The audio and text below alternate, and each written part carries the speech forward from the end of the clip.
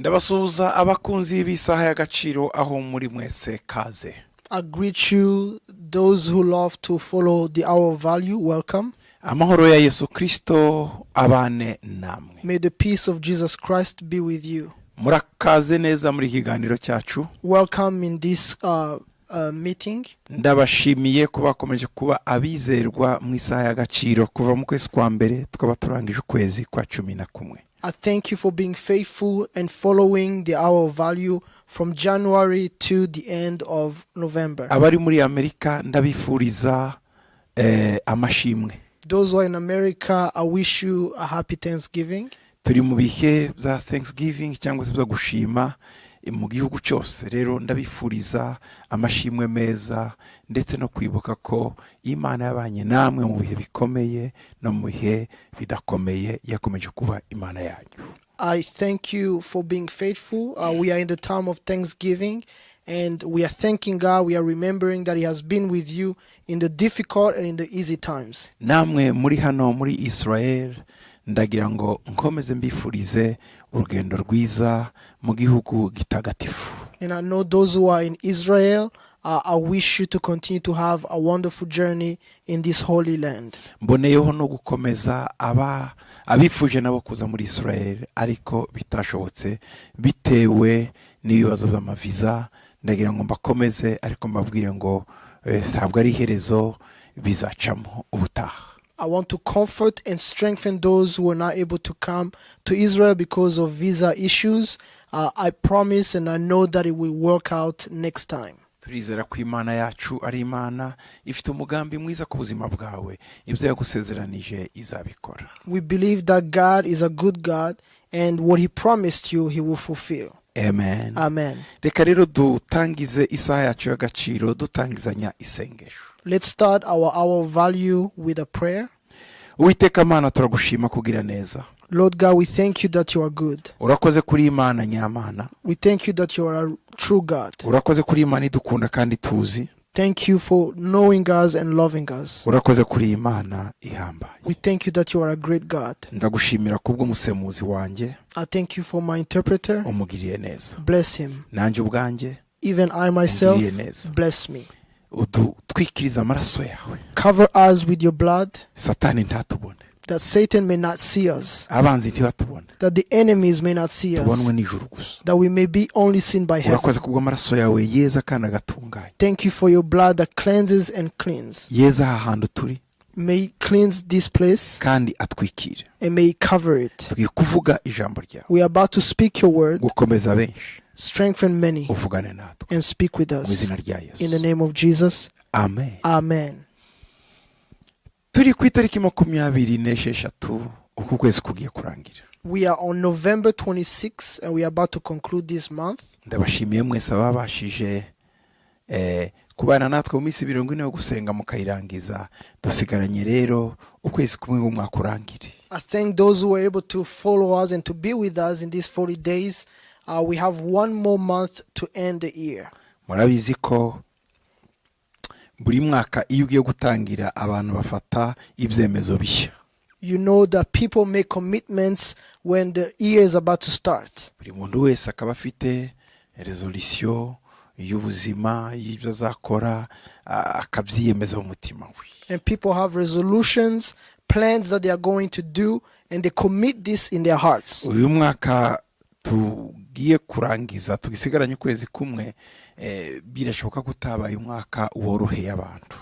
This year that we are about to conclude, it's possible that it was not easy for people. Cyane cyane ko twarwanaga n'imbaraga zitubuza kugera ku ntego. Especially that we were fighting against challenges or powers that prevent us to reach our goal. Abantu benshi bifuje kugera ku bintu bikomeye ariko hari imbaraga barwanye nazo. Many people strive to get to great things, but there were powers that they were fighting against. Rero dusigaranye ukwezi kumwe konyine. So we have 1 month left. Imana yacu dusenga. The God that we pray ishobora kugarurira biriya byose watakaje utagezeho muri ukwezi kumwe gusigaye. He can restore and return all the things that you lost in this 1 month. Umva nkubwire. Listen. Dufite Imana. We have a God ishobora kubaka urusengero mu minsi 3 who can build a temple in 3 days rwubatswe imyaka 46 that was normally built in 46 46 years? muribuka Yesu avuga Remember when Jesus said, ngo mu rusenye ndarwubaka mu minsi 3 you can destroy it and I will rebuild it in 3 days. bavuga ni bishoboka twarwubatse imyaka 46 na n'ubu ndi rurarangira. And they said we built it for 46 years and it has not come to an end. no kuvuga ngo ibintu ushobora kubaka mu myaka 46 dufite Imana ishobora kubikora mu munsi umwe, mu minsi 2, mu cyumweru, mu kwezi kumwe. This means that something that you should be doing for 46 years, he can do it in 3 years, 2 years, 1 year, a month, or even a week. Rero ndagusaba ngo So I'm asking you, wizere ko ibintu byose utagezeho mu kwezi kwa mbere, believe that the things that you did not achieve in January, mu kwezi kwa kabiri, in February, mu kwezi kwa gatatu, in March, kugeza mu kwa 11, all the way to November, ntucike intege. don't be discouraged. ngo ndi mwaka ugiye kuza, The year is about to start. ibyo niringiye ntabigezeho, The things that I believed or I hoped for, I have not achieved. izere ko Believe this, muri uku kwezi dusigaranye that in this month that we have left, Imana yakora igitangaza. God can do a miracle. Akaba ari nibyo tugiye kuganiraho, And this is what we are going to discuss. ijambo rivuga ngo gushumbushwa kabiri. A double restoration. Gushumbushwa kabiri. Double restoration. Turi mu kwezi, We are in a month. turi mu gihembwe cyo gusarura. We are in the quarter of harvest. Rero ugomba gushumbushwa kabiri. So you must be restored twice. Reka twirukankire muri Bibiliya mu gitabo cya Zekariya, umuhanuzi Zakariya, ibice 9 ku murongo wa 12. Let's go to Zechariah 9:12. Gitabo cya Zakariya 9:12. Zechariah 9:12. ngo nimuhindukire igihome gikomeye, mwambohe zifite ibyiringiro mwe, ngo uyu munsi ndahamya yuko nzabashumbusha kabiri. Ako kantu ukandike. Return to the stronghold, you prisoners of hope. Even today I declare that I will restore double to you. Underline double. Kabiri. Double. Kabiri. Double. Aha. Zakariya, umuhanuzi Zakariya, The prophet Zechariah, yabonye ibintu bikomeye. he saw great things. Imana yamwishuriye ibintu bidasanzwe. God revealed to him amazing things. Ijambo izina ryonyine Zakariya arisobanura iki? What does the name Zechariah mean? Mu Giheburayo In Hebrew, ririmo amagambo abiri. it has 2 words. Zekariya. Zechariah. Harimo ijambo Zakar cyangwa Zahar. There is the word Zahar or Zakar. Zakar ariyo Zakariya cyangwa se Zahar. Zahar or Zakar, which is Zechariah. mu Giheburayo barisobanura barivuga ngo ni Zakariya cyangwa se Zakariya. In Hebrew, they pronounce it as Zekariya. Zechariah. Zahar na Yah. And Yah. Zakariya. Zakariah. Zakar. Zakar. Yah. Yah. Zakariya. Zachariah. Ijambo Yah The word Yah ni Imana, means God. ni Yahweh. It's Yahweh. Naho ijambo Zakar Or the word Zahar or Zakar, ni ukwibuka. it is remembrance. Ni ukuvuga ngo Zakariya biravuga ngo Imana yaributse. Yehova has remembered. Yehova yaributse. Zechariah means Jehovah has remembered. Unyumve neza. Listen to me. Zakariya, Zachariah, Uwiteka, Yehova yaributse. Jehovah the Lord has remembered. Ubu rero Now, ijambo tuganiriyeho riravuga ngo gushumbushwa kabiri. the word that we are talking about is double restoration. Gushumbushwa niki? What is a restoration? Nukuba wibutswe. It is to be remembered. Zakariya rero yabaye umuhanuzi wabaye igihe abisirayeli bari bibutswe bagarutse iwabo. Zechariah was a prophet in the time when the Israelites were remembered as they returned to their home country. Nukuvuga ngo igihe abisirayeli yabahanuriraga bo bumvaga izina rye Zakariya bakavuga ngo Imana yaratwibutse. Nukuvuga ngo ababwira ngo nimwibuke mwubake mugire gutya bumva n'izina rye ryonyine ryasobanura ngo Imana yaratwibutse. When Zechariah was prophesying to the Israelites, they also understood even his name was prophetic, meaning God has remembered us.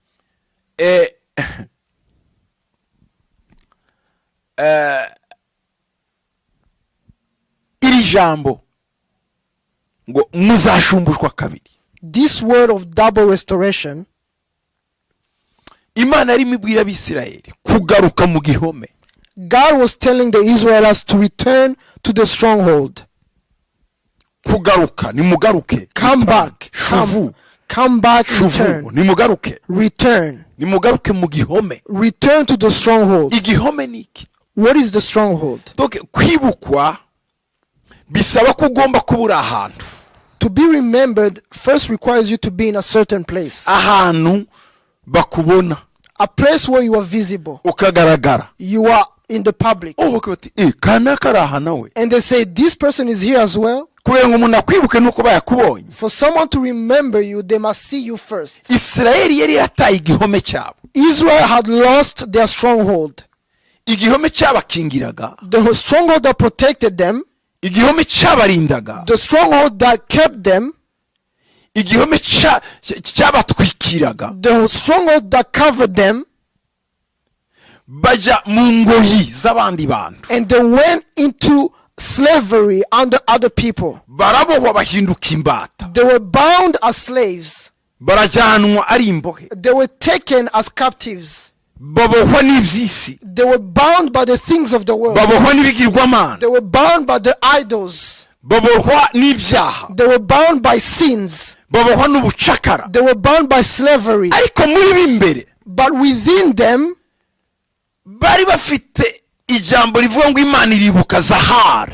They had a word that testified that God remembers. Nubwo dukubiswe. Even though we are being trampled, Dufite igitare cyacu. we have our own stronghold. Igitare rock. Our own rock. Dufite igihome cyacu. We have our stronghold. Umunsi umwe. And one day, nitugaruka, once we return, tuzabohoka. we will be set free. Bari imbohe zifite ibyiringiro. They were captives of hope. Bibiliya iravuga rero ngo nimuhindukire. So the Bible says return. Nimuhindukire. Return. Shuvu niko bivuga. Shuvu In Hebrew is shovu. Shuvu Or shuvu. Shuvu Shuvu. Nimuhindukire. Return. Mwambohe, You captives zifite ibyiringiro of hope. bazi ko Imana ari inyembabazi. They know that God is merciful. Niyo mpamvu ibyiringiro byabo bidashira. That's why their hope does not falter. Iyo bakubise niyo yongera kubomora. The one who chastised them is the one who's going to restore them. Uwabirukanye niyo yongera kubagarura. The one who chased them out will bring them back. Uwarwanyije niyo yongera kubiyareka. The one who fought against them will reveal himself to them. Nimuhindukire. So turn around. Shuvu Shuvu Shuvu. Shuvu Shuvu. Shuvu Shuvu. Nimuhindukire. Return. Muhindukire igihoma. Return to the stronghold. Levitsarone. Igihome. Nimugaruke mu gihome. Return to the stronghold or Levitzaron. Nimuze mu gihome. Come back to the stronghold. Igihome. What is the stronghold? Igihome. The stronghold. Igihome cyawe ninde? Who is your stronghold? Igihome gikora iki? What does the stronghold do? Niwe umuntu ahungiriye umwanzi yamuteye. It's where you run to when an enemy attacks you. Hageze igihe Israel iva mu gihome, noneho umwanzi ayisanga hanze y'igihome. It got to a point where Israel came out of the stronghold and the enemy met them outside.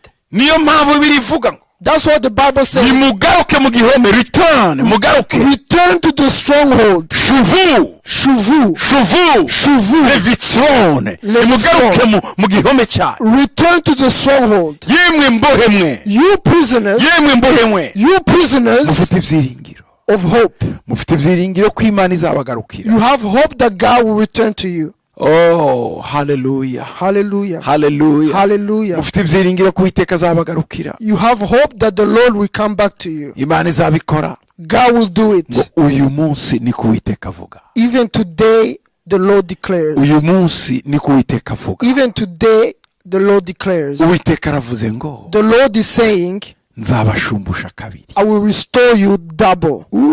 Hallelujah. Hallelujah. Hallelujah. Hallelujah. Hallelujah. Hallelujah. Ndahamya I testify ko muzashumbushwa kabiri. that you will be restored doubly. Ibyawe watakaje, The things that you have lost, ibyawe byagiye, the things that have gone away, bizagaruka. they will return. Condition imwe, There is one condition. shuvu. Shuvu. Iri jambo ni muri imperative garuka. This word is in the imperative Nitegeko. verb.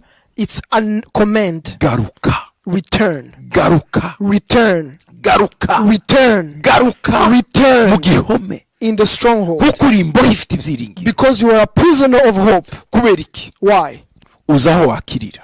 You know where you find salvation. Uza wagukiza. You know who can save you. Uza wagufasha. You know who can help Uza you. wakurokora. You know Akagukura mu cyobo. You know who can redeem you and take you out of the ditch. Niyo mpamvu wowe ufite ibyiringiro kuruta iby'abandi. That's why you have hope other than others. Ese urihebye muri ibi bihe? Are you desperate in these times? Garuka mu gihome. Return to the Sura stronghold. mu mwanya wawe. Return to your original Ongera place. usenge. Pray again. Ongera uririmbe. Sing again. Ongera uhamye. Testify Ongera again. usubire mu nzu y'Imana. Go back to the house of God. Va mu bwibone bwawe. Go from your pride. Va mu isoni zawe. Leave your shame. Va mu kwiyemera. Leave your pride. Ngo nisubireyo bazavuga gute? If I go back, what would they say? Ntacyo bakubwiye abo. They don't matter. Icyangombwa ni ubuzima bwawe. What's important is your life. Icyangombwa ni ubugingo bwawe. What is important is your life. Fata decision Make a yo decision gusubira mu rusengero. to go back to the house Yo of God, gusubiza yo gusubira mu masengero. to go back into prayers, Yo gusubira muri nibature. to go back into the morning prayers, Yo gusubira mu materaniro ya saa sita. to go back into the fellowship of at noon, Wo gusubira mu materaniro y'ikigoroba. to go Y'ububyutse. into the revival conference in the evening. Shuvu garuka. Shuvu, return. Garuka. Return. Garuka mu gihome. Return in the stronghold. Garuka mu gihome. Return to the Kuri stronghold imbohe igifite ibyiringiro. because you are a prisoner of hope. Uracyafite ejo hazaza. You have a future. Ese warihebye ko bitagishobotse? Are you desperate? Waratakaje. Are you lost? Condition imwe. This is the condition. Garuka Return hanyuma urashumbushwa kabiri. and you will be restored doubly. Muri uku kwezi kwa 12 tugiye kwinjiramo. In this month of December we are about to enter, Ndagira ngo ugarukire Imana yawe. I want you to come back to God. Ugaruke mu masezerano yawe. Go back to your promises. Ugaruke mu by'Imana yakuvuzeho. Go back to the things that God has said to Ugaruke you. mu by'Imana yakwatuyeho. Go back to the things that God has proclaimed. Ugaruke mu by'Imana yagusezeranyije. Go back to your promises of God. Hino kandi Come back again uraza gushumbushwa kabiri. and you will be restored doubly. Inshuro ebyiri, Double. imigisha ibiri, Two blessings. amazu abiri, Two houses. imodoka ebyiri, Two cars. abana babiri bandi, Two children. inzu ebyiri zindi. Two houses. Imana iragenda igushumbusha kabiri. God will restore doubly to you. Iragukorera ubukwe bwiza. He will give you a good wedding Igihita iguha n'abana. and will give you children. Imana iraguha amashuri meza. God will give you good education. Iguhe na buruse. God will give you scholarships. Imana iraguha diplome God will nziza. give you a diploma Ihita iguha n'akazi. and He will give you a job. Kabiri kabiri. Double, double. Kabiri kabiri. Double, double. Imana iragusiga ubwiza. God will clothe you with glory Iguhe n'igikundi. and He will give you favor. Imana iraguha sante nziza. God will give you health. Uragira amagara He meza. will have good health Ihita iguha no gukomera. and He will give you strength. Kabiri kabiri. Double, Ugiye double. gushumbushwa. You will be restored. Ugize iminsi uryamye mu gitanda. You are spend time sleeping in your bed Wumva uri dekuraje waracitse and you intege. are discouraged and you have no hope Wumva utakibishoboye. and you are lost. Udashaka kuvugisha umuntu You don't n'umwe. want to talk to anyone. Urashaka kuvugisha abantu. You don't want to speak to anyone. Muri wowe ubabaye. You are grieved within Muri you. wowe ufite agahinda. You have sorrow. Ibintu byose birabishe. Everything is bitter. Ibintu byose birabishe. Everything is bitter. Umva nkubwire. Listen. Shuvu Shuvu. garuka. Return. Shuvu Shuvu. garuka. Return. Shuvu Shuvu. garuka. Return. Subira mu gihome. Go back to the stronghold. Subira mu gihome. Go back to the Uraza stronghold kubona and you will see igitangaza cy'Imana. the miracle of God. Shuvu Shuvu. lebitsaron Levisaron. Shuvu, Shuvu, Levisaron. Levisaron. Shuvu, Shuvu, Levisaron. Levisaron. Garuka, Return. garuka, Return. garuka. Return. Asire, wambohewe, ifite ibyiringiro. Garuka wambohewe, ifite ibyiringiro. Return, you prisoner of hope. Iki nicyo gihe This is the time Imana igiye kukwibuka. that God is going to remember Ikwibukane you. n'abawe, He remember you with your na bene family wanyu. and your Wari relatives. waravuye mu nzira y'Imana. Have you left the way of God? Garuka. Return. Wari waravuye mu nshingano. Have you left your responsibilities? Return. Wari waravuye mu murimo, mu gikorwa. Have you left the work of the ministry? Garuka. Return. Shuvu. Shuvu. Garuka. Shuvu. Shuvu. Shuvu. Garuka. Return. Wa mukobwa we. You young Wa lady. muhungu. You young man. Mwene data. Brother or sister. Shuvu. Return. Shuvu. Return. Garuka mu nzu y'Imana. Return to the house of Garuka God. mu nzu y'Imana. Return to the house of Iki nicyo God. gihe And this is the time. Imana igushaka. God wants you. Imana iguhamagaye. God is calling you. Imana igufitiye byinshi. God has many things in store for Shimwa you. Yesu. Praise Jesus. Shimwa Yesu. Praise Jesus. Ngiye gufata aka kanya I'm going to take this time ngusengera praying ibyo watakaje so that everything you lost, wongere uyibukwe kabiri. you will be restored doubly. Isirayeli yaributswe, Israel was remembered. Yobu yaributswe, Job was remembered. Daniyeli yaributswe, Daniel was remembered. asubizwa ku ntebe, And he was restored to his ahabwa inshuro throne. nyinshi. And he was given many more. Nawe uribukwa, And you will be remembered. bene wanyu bagiye kwibukwa, Your relatives will be remembered. abana bawe bagiye kwibukwa, Your children will be remembered. ababyeyi bawe bagiye kwibukwa. Your parents are about to be remembered. Ibyo mwatakaje, The things that you have lost, ibyo mwabuze, the things that you have lost, ibyo mutagezeho, the things that you did not achieve, Imana igiye kubakora ibitangaza God is going to do miracles for you mubashe kubigeraho. so that you can achieve them. Amahoro y'Imana abane nawe. May the peace of God be with you. Reka dusengane nawe. Let's pray together. Uwiteka Mana ikomeye, Imana y'imbaraga, Lord God of power, garura mwene data, return my brother or sister. garura mwene data, Return my brother or sister. garura mwene data, Return my brother or mu sister. izina rya In the Yesu, name of mu Jesus. izina rya In the Yesu, name of mu Jesus. izina rya In the Yesu, name of Jesus. mugarure, Return them. asubire mu gihome, That they may go back to the asubire mu stronghold. gihome, They go back to the mu stronghold. izina rya Yesu. In the name of Hari igihome Jesus. wamuteguriye mwawe, There is a stronghold you have hari kept for igihome them. wamuteguriye mwawe, There is a stronghold you have kept mu for izina them. rya Yesu. In the name of Nagaruka Jesus. muri iki gihome, May they return to this hanyuma stronghold umwibuke, and remember them. umugarure kabiri, Restore doubly. garura amagara ye, Restore their health. garura akazi ke, Restore their job. garura urugo rwe, Restore their household. garura abana be, Restore their children. garura ubwenge bwe, Restore their knowledge. garura ubumenyi bwe, Restore their wisdom. garura imbaraga ze, Restore their strength. garura impano ze, Restore their gifts. garura umuriro muri we, Restore the fire in them. garura urukundo rwe, Restore their love. garura amahoro muri we, Restore their peace. garura umunezero, Restore their joy. garura kwihangana, Restore the patience. kingura inzira Open the doors. mu izina rya In Yesu. the name of Jesus. Nahabwe kabiri, May they be restored nahabwe double. kabiri May they receive double muri ubu buzima in this life n'ubundi buzaza. and the life to come. Ndagushima data I thank you, ko Father, watugiriye neza that you have blessed us kandi ukomeye, and that you are great. mu izina rya Yesu, In the name of Jesus, umwami wacu the Lord n'umukiza wacu. and our Savior. Amen. Amen. Waba utarakizwa, Have you now received the Lord? subira muri iri sengero. Repeat this prayer. Mwami Yesu, Lord Jesus, ndi umunyabyaha, I'm a sinner. ndaje mu maso hawe, I come in your presence. mbabarira, Forgive me. babarira ibyaha byawe, Forgive my sins. babarira ibicumuro byawe, Forgive my iniquities. kinguye umutima wanjye, I open my heart. injira muri jye, Come into my heart umbohore, and set me free umpindure umwana w'Imana, and make me a child of God. kuremo ibyaha Remove the sins muri njyewe.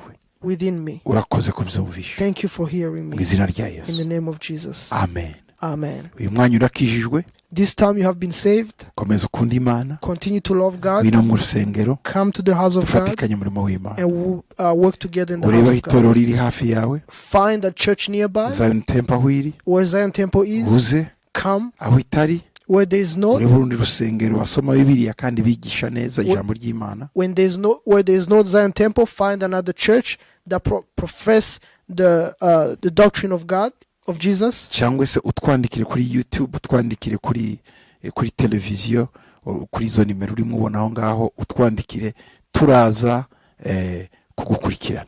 or write to us in YouTube, or write to the number that you are seeing on the screen, and we are going to follow up. amahoro ya yesu abane nawe. May the peace of Jesus be with you.